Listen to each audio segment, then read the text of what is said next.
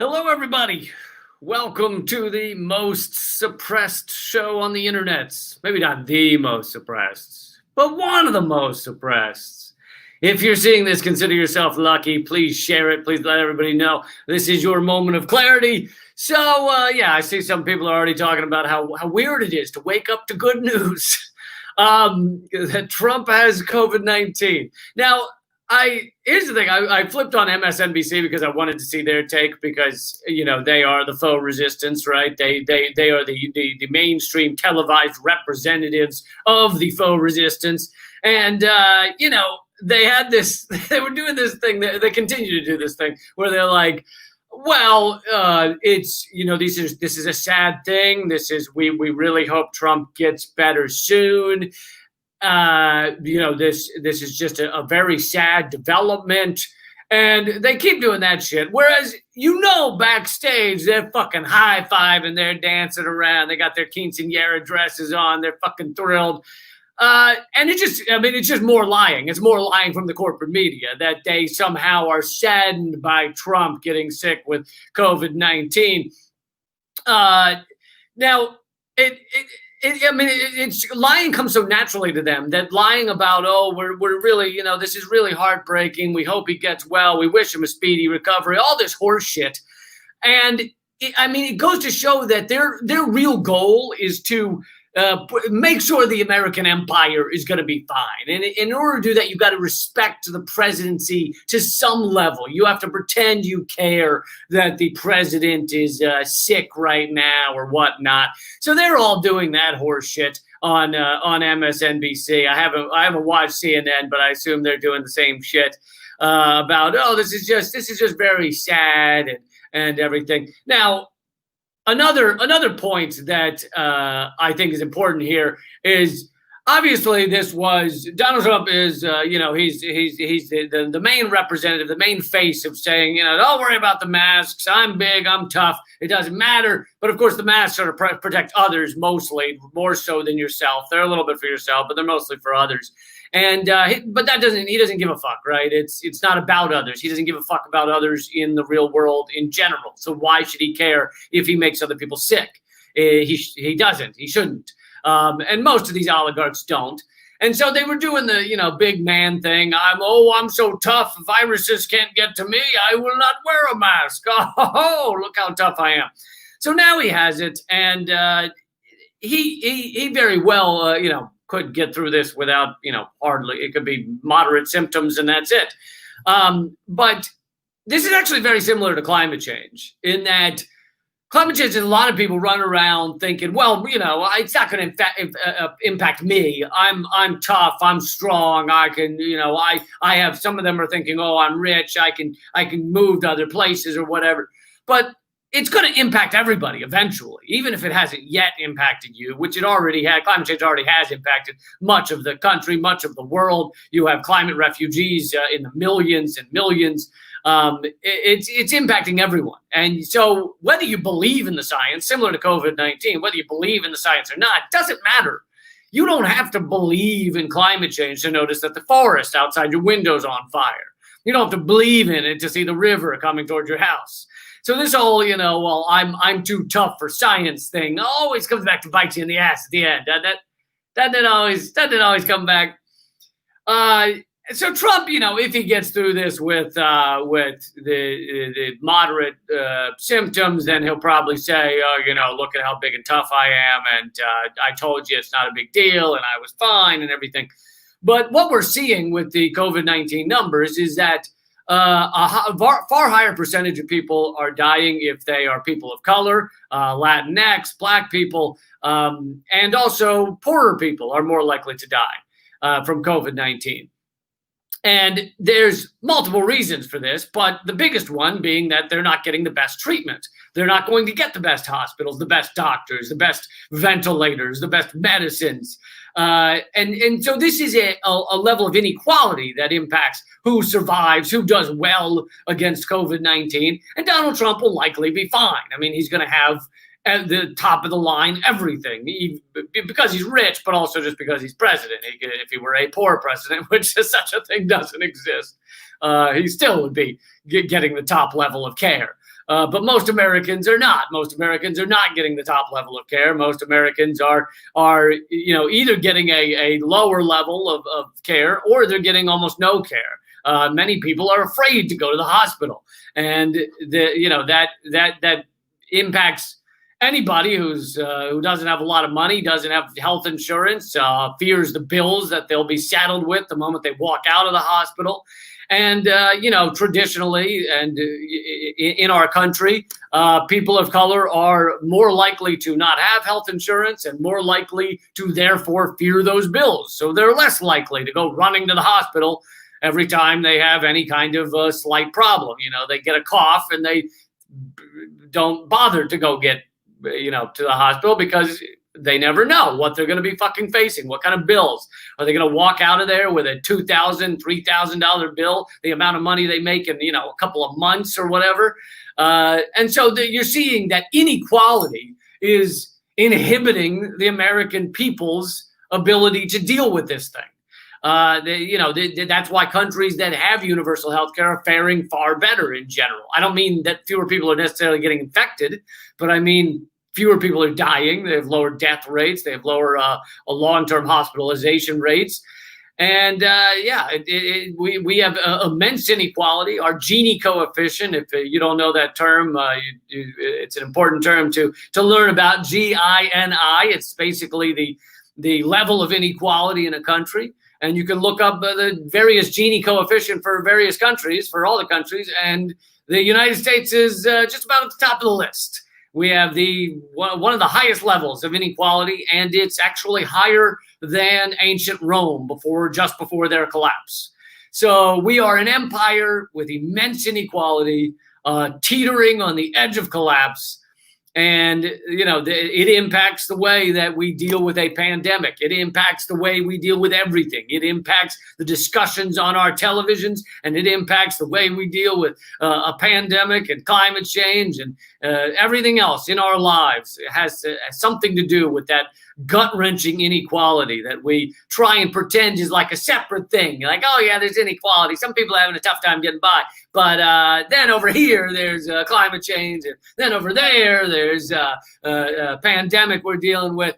No, these things all have a lot in common. They all overlap. Something else I want to. So I watched. If I could have found this clip, I would show it to you, but I couldn't find it online. But I saw it on MSNBC. Morning Joe, the team A of the Mick resistance. Used to be Republicans, but now they claim to be Democrats who hate Trump. Joe Scarborough was a Republican in Congress, and now he counts as a Democrat because we've had our entire system pulled so far to the right that the people who used to call themselves Republicans now can call themselves Democrats, and the people who used to call themselves Democrats are now calling themselves fucking not in Congress. You're not allowed to be actually left-wing anywhere near the television, Congress. You've been purged from the system. I mean, just look at the number of people that are allowed to watch my videos, that are actually shown my videos. I'm far too left, because if you want peace, if you want an end to inequality, that type of thing, then you are purged from the system. You are not.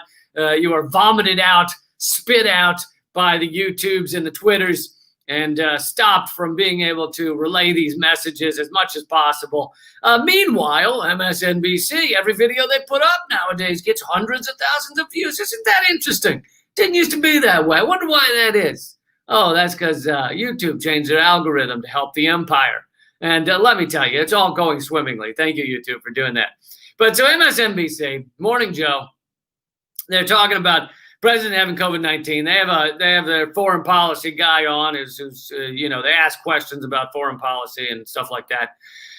And so they asked, what if the president is incapacitated by this? If he ends up being incapacitated by this, what is going to happen to America's foreign policy? What is the impact going to be?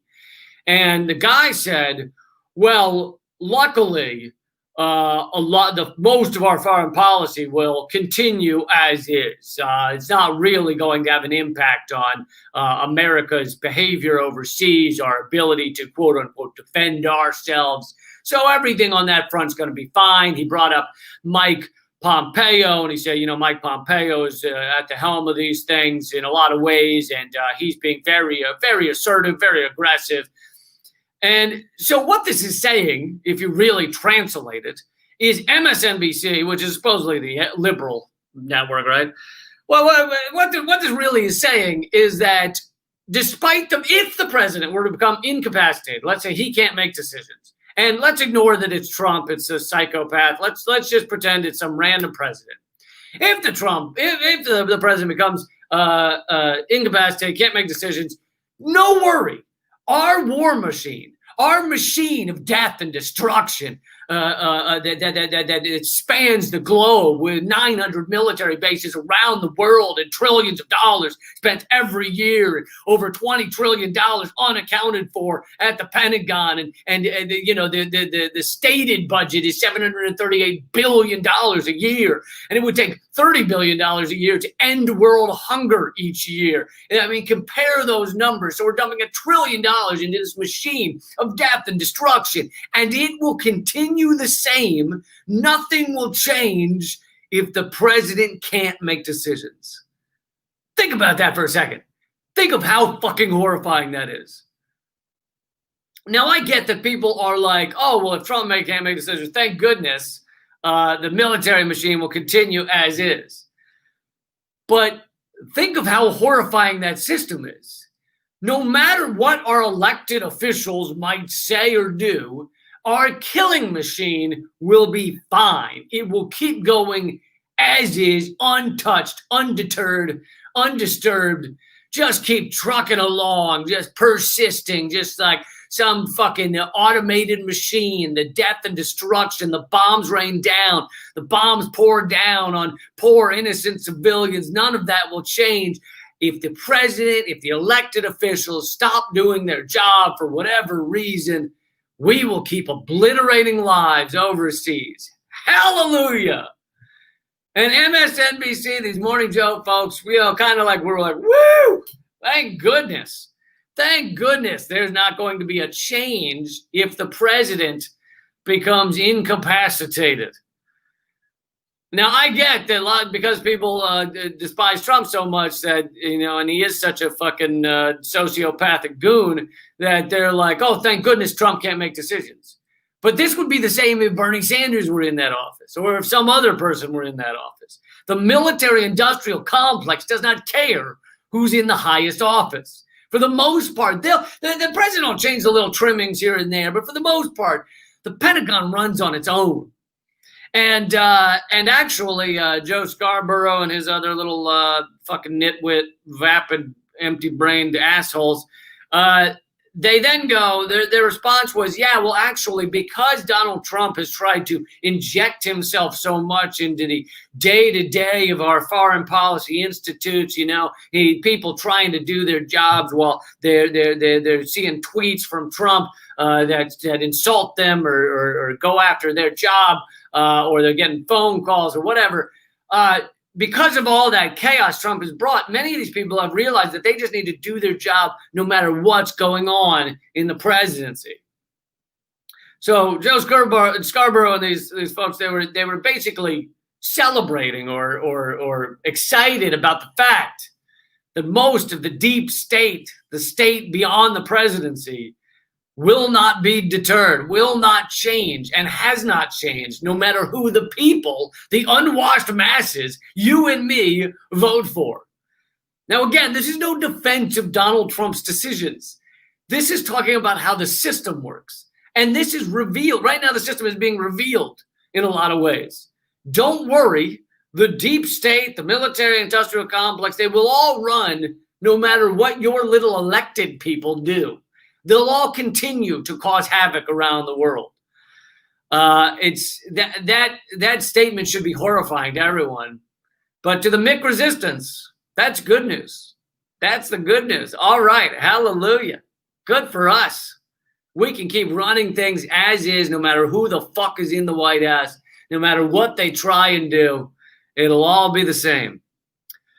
So yeah, that's my take on what we're seeing right now with Trump getting COVID-19. I mean, obviously he has brought this upon himself by acting like it doesn't exist or acting like you can inject yourself with bleach. Let's see if Donald Trump injects himself with bleach right now. Or he also, a lot of people forget that in that same press conference where he said, inject yourself with bleach, he also said, and they're trying to find ways to inject yourself with sunshine. I'm not kidding. Because sun does kill viruses on a surface. It can kill them rather quickly. Trump then thought, well, we'll just inject sunshine into people. So let's see if he injects sunshine, and maybe just maybe if he takes like a hot wire and just puts it down his throat, maybe that'll do it. Or if he just like holds a hot iron up against his chest, that might help. That might kill it. Good luck, Donald Trump. So I want to move on to a second story before we wrap up.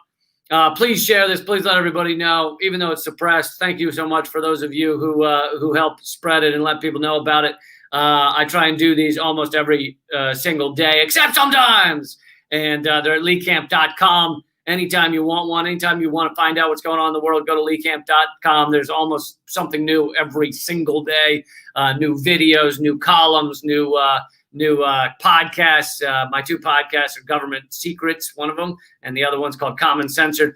But okay, let's move on to another story here, and I think I can share the screen with you. This is about, it's going on in D.C., but I think it speaks to probably a lot of cities in this country. That's the nice thing. We see something horrible going on in one of our cities, it's usually going on in all the other cities. It's a nice little camaraderie we have in this thing. But basically, new numbers have come out from a D.C. police unit. This is the special police units that has been revealed. And I'll just read this first paragraph. The vast majority of people stopped, frisked, or arrested by officers in D.C.'s special gun recovery and narcotics units were black. The people stopped, frisked, and arrested were black. According to a new report mandated by the D.C. Council, black people were the subjects of 87% of stops, 91% of arrests, and 100% of use of force incidents, despite making up 46% of the D.C. population. White people accounted for 5% of the stops. So this special unit, which is in charge of narcotics and gun recovery, is basically running around and almost exclusively pulling over black people, trying to find guns or drugs on them. And here's the thing. So I know some of you, if you're kind of the naive law enforcement people, you go, well, listen, if they have a gun or they have the drugs, and don't do the crime or do the time. Right? That's a rhyme I learned. It rhymes. Don't do the crime, let's do time. And since it rhymes, that means true. All rhymes are true. And I learned that from Winnie the Pooh. But here's the thing. Black people, according to multiple studies, black people do drugs at the same rate as white people. And yet they're far much higher percentage of those arrested for drugs. So the drug war is designed by its nature to arrest far more people of color for drugs. And of course, then there's the Rockefeller drug laws that, made drugs that were common in the black community a far greater offense than drugs common in the white community. Cocaine was common in the white community, so it was a small crime. Crack was common in the black community, so it was, decades in prison for small amounts. And, they tried to correct some of those, but that doesn't change the fact that cops like this special unit here in D.C. are running around just arresting black people for having a gun. And this also goes with a long history in this country of acting like we have a right to bear arms. And in a lot of areas, you have a right to open carry. And yet we find that's actually a right for white people to bear arms or to open carry. Because there, like I said, there's a long history in this country of trying to find reasons that a black person with a gun is illegal, while a white person with a gun is fine. And often the white person with a gun is a hero. The black person with a gun is a criminal. That is often the case in a lot of places. I mean, you've probably heard black people, including comedians, talk about how like, oh yeah, you have a right to open carry. I can't fucking open carry. Black people generally cannot open carry. because it's incredibly dangerous for them to open carry. They'll be tackled by police, if not shot, in a matter of minutes. Whereas if you look like a white good old boy with your cowboy hat on, you can open carry all you want. Cops will high five you. They'll give you a little handy under the table. That's right, just for helping out. And this actually, this one good example of this history is Ronald Reagan in California back before he was president. He either helped pass the law or something like that against open carry and Black Panthers, because Black Panthers were open carrying. They were in some circumstances, not all Black Panthers, but Black Panthers were decided they were going to protect the community. They had a right to bear arms, and they were going to carry guns around. Well, all of a sudden, the white people, the oligarchs of California, and in a lot of other cities, realized, wow, we're not so into this open carry thing when it's Black people open carrying rifles around their neighborhoods to protect themselves. So things changed drastically once the Black Panthers decided to open carry, and so these arrests go along with that long tradition of Black people with a gun is illegal, Latinos with a gun is illegal, white people with a gun, heroes, fucking the good guys. They're the good guys.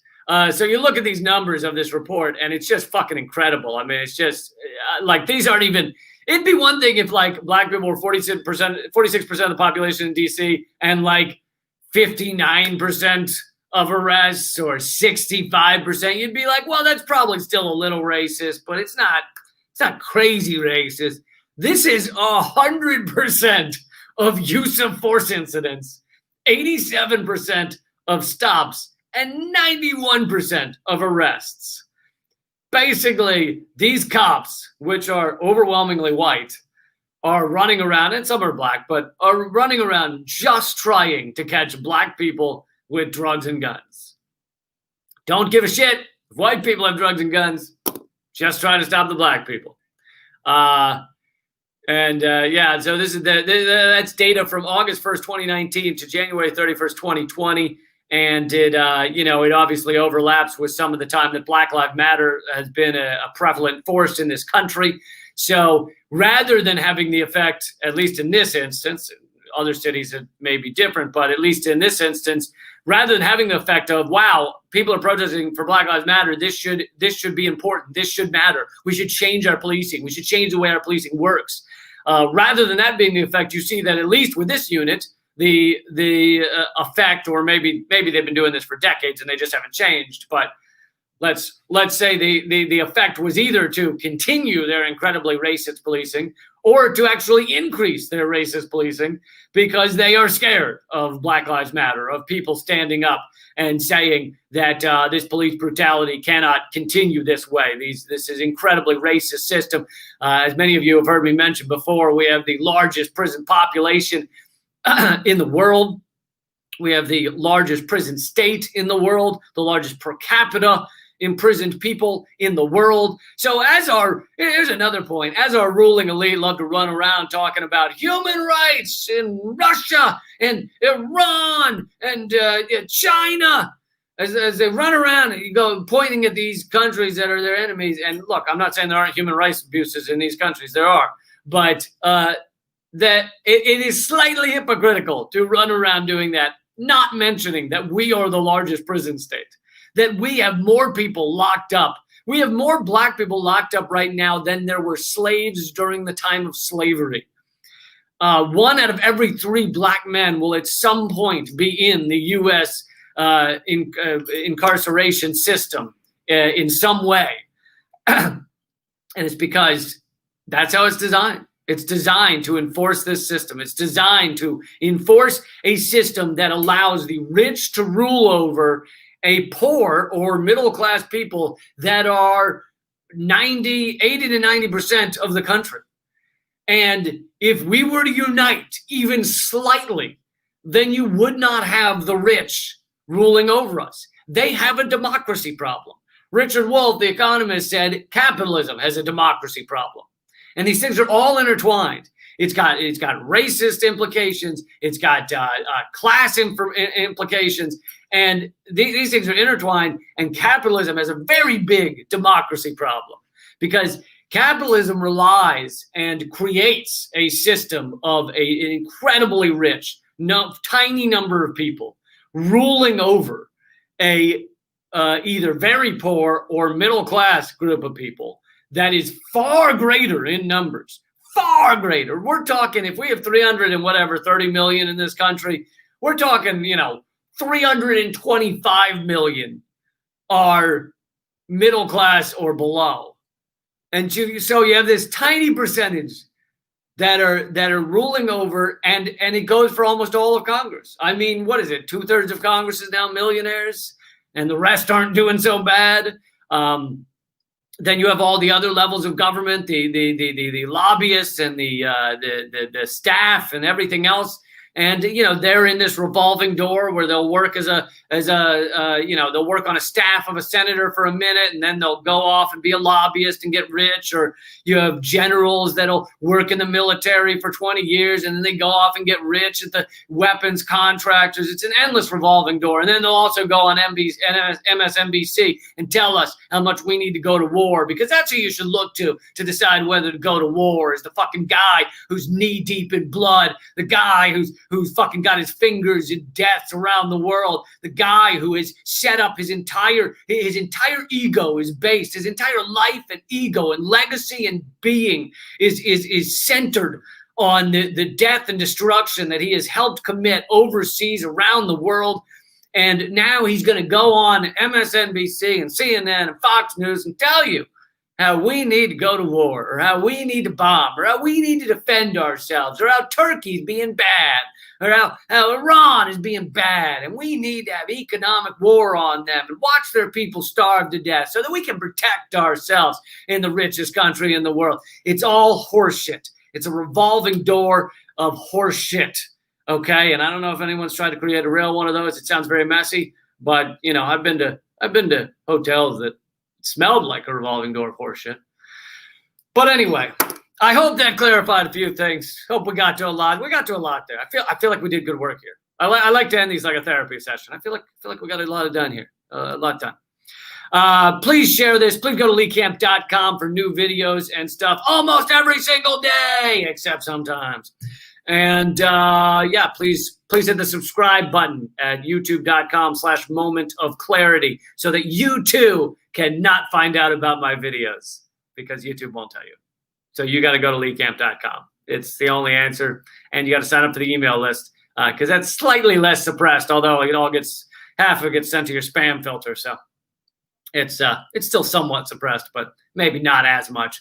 You can also sign up for the email list, free email list, by texting the word redacted to 33777. Oh, and I'll be doing a live stream chat where I actually answer your questions and deal with topics you want me to cover. That will be Saturday. Oh, that's tomorrow. Saturday at 8 p.m.